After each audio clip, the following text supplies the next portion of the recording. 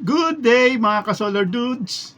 Narito na po ang part 2 ng aking Japan trip. Panoorin po natin.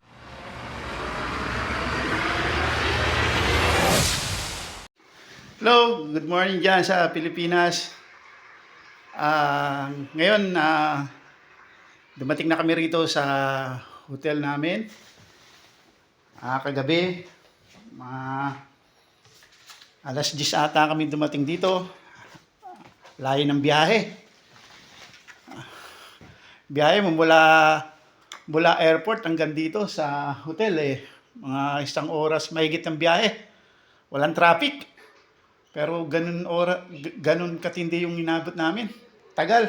Parang bumiyahe kami ng Pampanga o Batangas. Wala pang traffic yun ha. Ngayon, eto, maga, papasok na kami. Ito nga pala yung hotel namin. Ito yung hotel Sengkotai. Bali, ituturo ko kayo dito sa hotel na inano namin. Ito. Tingnan nyo. Yan yung kabuuan ng hotel namin. Ng kwarto ko. Yan. Bali, tag-iisa kaming kwarto. Nandito rin yung yung mga matataas na dito rin sila naka-accommodate. Bali ito, may TV yan, laki ng TV. Ayan. Tapos, ayan. Kita nyo, high-tech. High-tech yung kwarto namin. Yun, ilaw. Mga push button yung ilaw. Ayan,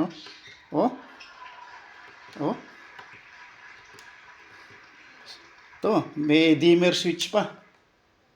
Ayan. Ayan, mga dimmer switch. Ayan, may ilaw siya. Ayan. Ito pang isa. Ilaw pa siya dun sa under the drawer. Pinatay ko na.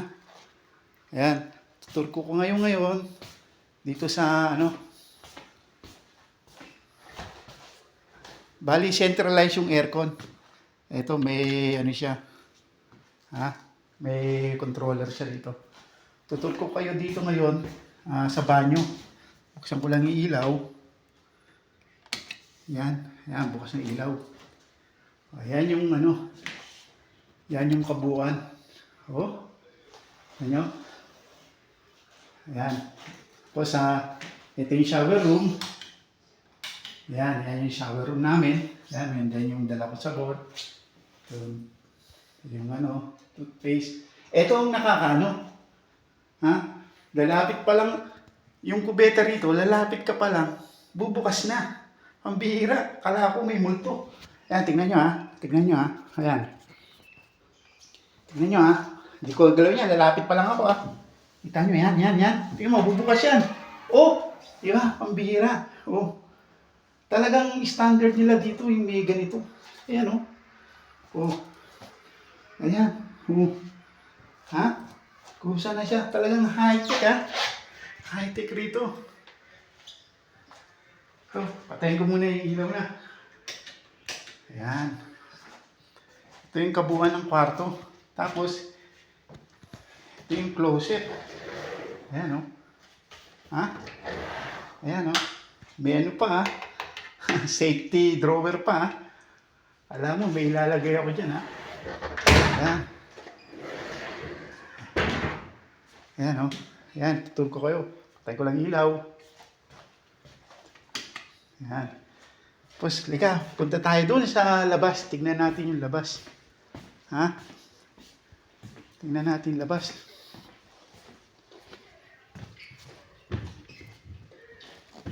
Ito yung labas niya. Tignan nyo.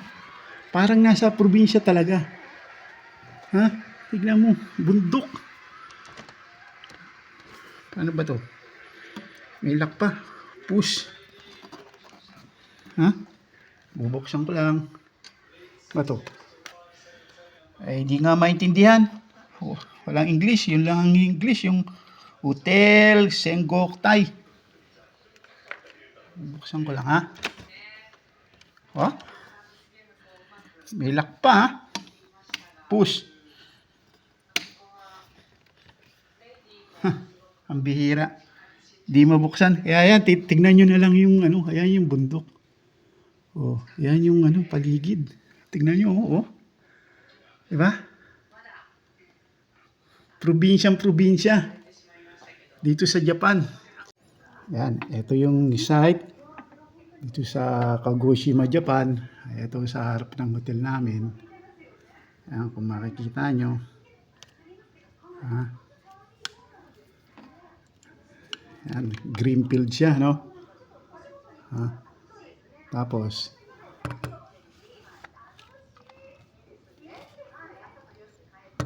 yan. Medyo yung bundok na yon. Yan, may bundok yan. Ha?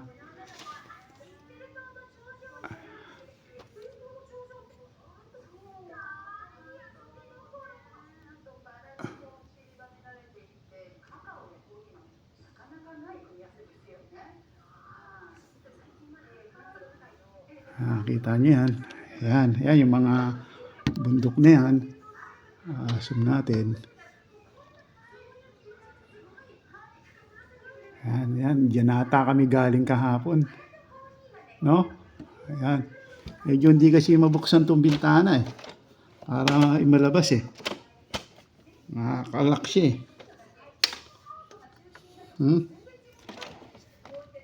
Nakalak siya eh. Hindi mabuksan, kaya dito lang tayo. Ayan, sa ano ng sa loob. Ayan, makikita naman ninyo, yan ang kabuuan ng lugar na to. Ayan, ito mo, di ba? Ang lawak. Yan, greenfield. Ayan, yan yung sa parking namin dito sa baba. Ayan, greenfield. Di ba? Ayan, kabuuan dito sa Kagoshima, Japan. Okay.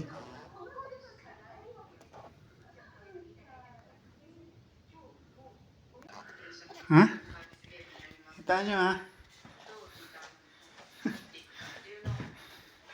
Medyo naghahanda na kasi papasok kami. Ha? Okay, dito na lang. Mamaya lalabas na ako doon sa labas. Nag-aantay na yung si Tangkad. Si Tangkad yun. Ha? Okay, salamat.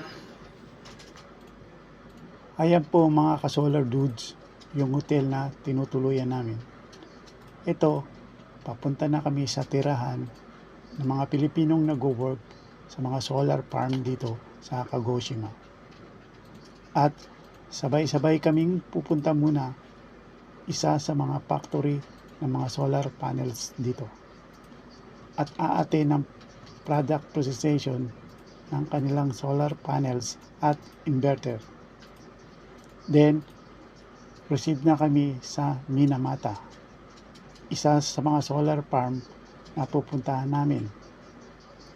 At kung mapapansin ninyo, puro sakahan yung lugar na ito.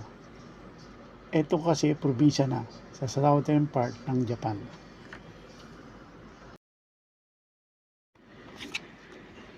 Na-pick up na namin yung mga Pilipino. 40 pala silang lahat at ikakalat sila dito. At kagagaling lang din namin sa factory kung saan ginanap yung product presentation. Kaya lang, di ako pinayagang kumuha ng video. Bawal daw. At patungo na kami sa Minamata Solar Farm. Napansin ko lang dito sa Japan, marami-rami na rin yung mga bahay na may solar setup. Talagang tinatangkilik na nila yung clean, sustainable, and renewable energy. At ayon sa kanila, mga 2 oras daw yung biyahe. So, malayo-layo din pala. Wala pang traffic niyan, ha? Sila yung mga Pilipinong nagme-maintenance ng solar farm dito. Kaway kayo, nasa YouTube kayo. Makikita nyo mukha nyo dyan. Ha? Nice. Sabi dyan. nga, ito nga yun. Tapos bukas, saan naman tayo sa bukas? Tamay lang na dyan. Ayan, ganda. Ganda. Joseph. Ayun.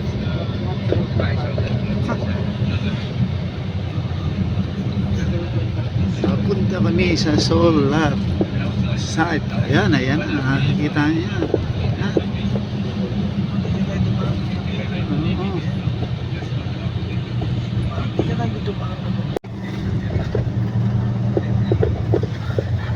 Oh, kaway-kaway. Yan, mga tirador ng solar. Hindi nga, nasa YouTube to. Hindi ako nagbibiro. Yan, baka may mga kusasang kami dyan. Hindi. Narating natin 100 plus kilometers, 120 kilometers, 149 kilometers. Oo, mula dito sa Hiroshima, punta rito, 30 kilometers. 100 plus kilometers. Punta rito, 30 kilometers. Lang. Nung mula di galing na rin, papatasi ka. 100 kulang 120. Pinamata, tapos dito pinamata na to eh.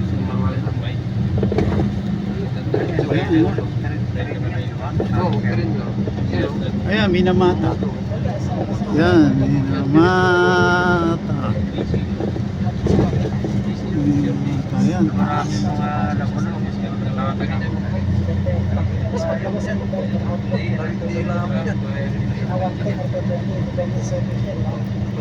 Okay lang kung patag lahat. May pa. Susukol sa binti.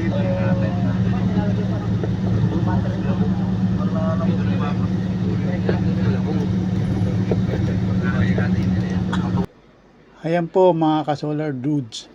Malapit na kami at natatanaw na namin yung mga solar sa ibaba. Sa mataas na lugar pala kami duman at bundok pala itong Minamata Solar Farm. Excited na ang lahat, lalo na ako. Dahil para sa akin, isa itong magandang experience.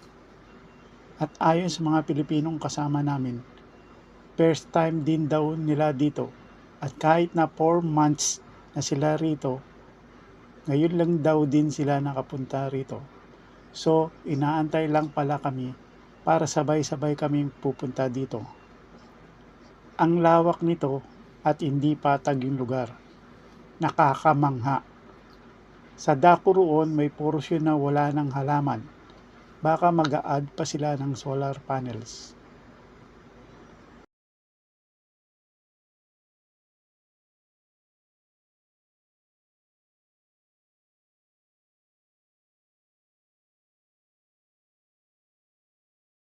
At ayan, nilabas na rin nila yung mga cellphone nila.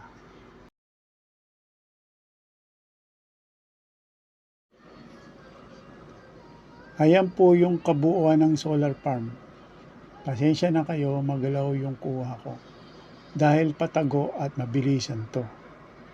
Napakainit pala dito sa lugar na ito. Kaya pala dito itinayo itong mga solar. Tingnan ninyo mga ka-solar dudes. Nagre-reflect yung init ng mga solar panels. Mga ka-solar dudes, pinagbabawalan ako kumuha ng video. Kaya patago akong kumukuha ng kahit camera lang. Yan pala yung central inverter. Yung diniscuss kanina sa product presentation. At i-share ko to sa inyo at i-discuss sa mga susunod na video ko. Kaya sa mga bago dito sa channel ko, kung pwede, mag-subscribe na po kayo at pakipindot yung notification bell para ma-update kayo sa mga videong i-upload ko pa. Katulad din pala itong central inverter ng package type substation na ginagawa namin sa Saudi noon. Ito naman daw mga ka-solar dudes yung ground pit nila. At HDPE or high density polyethylene Corrugated conduit yung ginamit nila dito. For outdoor kasi. Ito naman yung grounding connection nila. Ayan naman yung combiner box mga ka-solar dudes. Sa mga nakakaalam kung ano tong combiner box, baka pwede po naman ninyo isulat o i-share sa comment below. Siyempre, sa lahat ng ating ginagawa, wag nating kakalimutan yung kasabihan na safety first, ika nga. Kaya may fire extinguisher sila dito. Mga ka-solar dudes, eto, pauwi na kami at natapos na yung day 1 tour namin dito sa Minamata Solar Farm. At pasensya na, di ako masyadong nakakuha ng mga video, lalong-lalo na yung loob ng central inverter. Pinagbawalan kasi ako nung Aprikano na sponsor namin. Pero pinaliwanag naman ng supplier yung mga function nito. Di bale, bawi ako bukas sa day 2 sa isa pang solar farm na pupuntahan namin sa Hayato. Thank you.